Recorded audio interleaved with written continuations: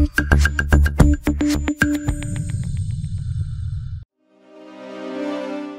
Presiden nomor urut 3, Ganjar Pranowo menampung aspirasi para pedagang tradisional di Kota Kupang.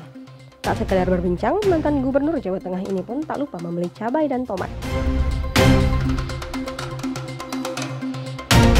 Presiden Joko Widodo meresmikan rehabilitasi Gereja Katedral Keuskupan Agung Kupang, Nusa Tenggara Timur. Uskup Agung Kupang, Petrus Turang menyebut pembangunan gereja ini sebagai hadiah Natal kepada umat Katolik.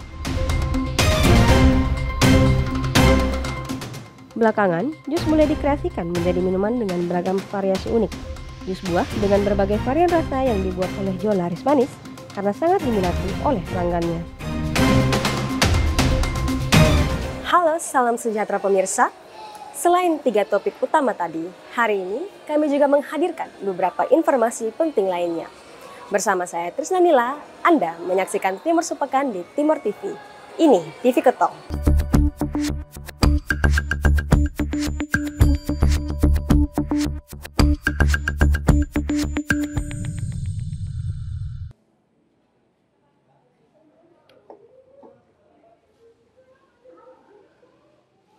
Calon Presiden nomor urut 3 Ganjar Pranowo menikmati pagi di Kota Kupang, Nusa Tenggara Timur dengan cara menyapa warga di acara Car Free Day.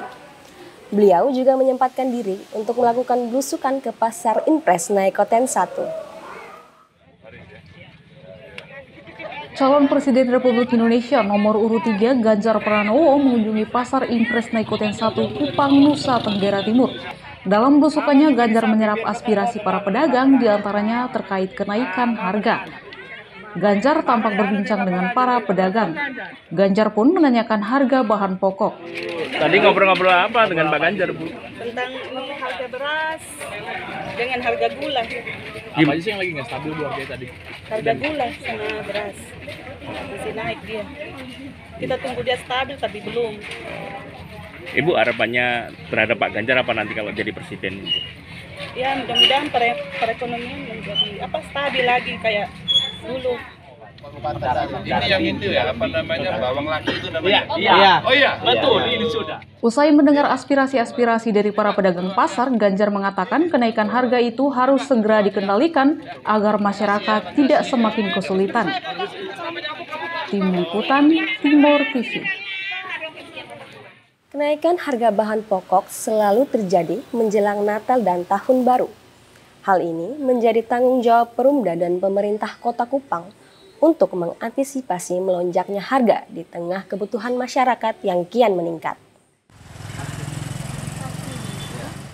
Sekretaris Daerah Kota Kupang, Abraham Devil Evil Manafe, menghimbau kepada seluruh masyarakat untuk tidak terlalu khawatir dengan kekurangan pasokan kebutuhan pokok hingga akhir tahun 2023.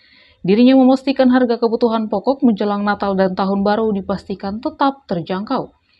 Pihak pemerintah daerah dan Perumda saat ini bekerja sama dengan Perumbulog untuk tetap menjaga stok pemasokan beras. Program stabilisasi pasokan harga agar tetap stabil menjelang Natal dan Tahun Baru 2024. Karena pemerintah selalu siap sedia untuk bisa lakukan yang terbaik untuk masyarakat, ya, melalui lurah, kemudian melalui pemeriksaan stok di beras di Bulog dan kegiatan-kegiatan lain yang sementara dilaksanakan. Meskipun demikian, hingga kini di Pasar Impres Naikoten 1, harga bahan pokok seperti cabai rawit yang semula Rp20.000 naik menjadi Rp70.000 per kilogram. Harga telur saat ini melonjak dari harga sebelumnya Rp58.000 naik hingga Rp65.000 per kilogram. Selain itu juga terjadi kenaikan harga beras Bulog SPHP menjadi Rp11.500 per kilo. Pasti itu. Berarti dengan adanya Bulog ini sangat membantu. Sangat membantu masyarakat. Intinya dia menekan harga, makanya dari Sulawesi dia tidak tertahan harganya. Untuk harga-harga di pasar tentang sembako itu bervariasi, harganya secara bervariasi. Perbedaan antara pasar yang satu dengan pasar yang lain. Kenaikan harga bahan pokok selalu terjadi jelang Natal dan Tahun Baru. Hal ini menjadi tanggung jawab Perumda dan pemerintah daerah Kota Kupang untuk mengantisipasi hal tersebut.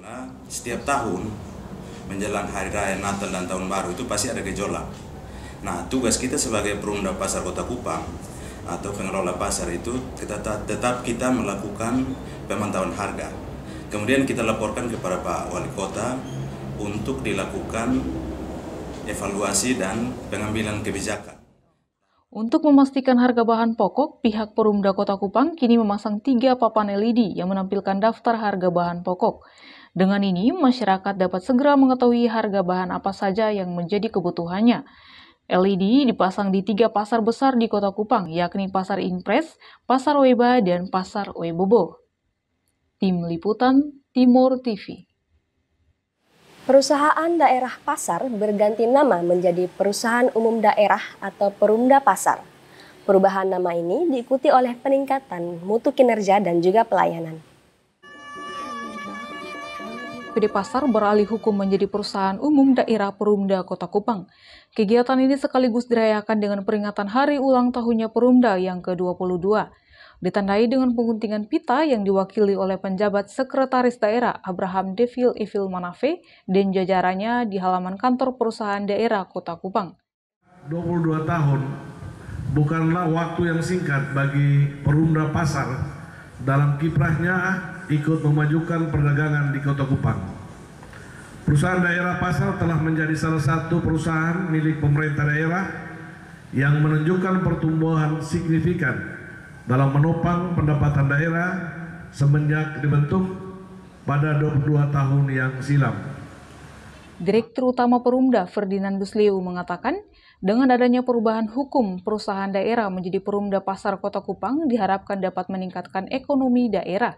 Kegiatan ini juga menghadirkan pasar murah yang menyediakan sembako dengan harga yang murah sebagai bentuk dukungan dari Bank Indonesia dan Bulog kepada masyarakat Kota Kupang. Beralihnya bentuk hukum PD Pasar menjadi Perumda Pasar Kota Kupang,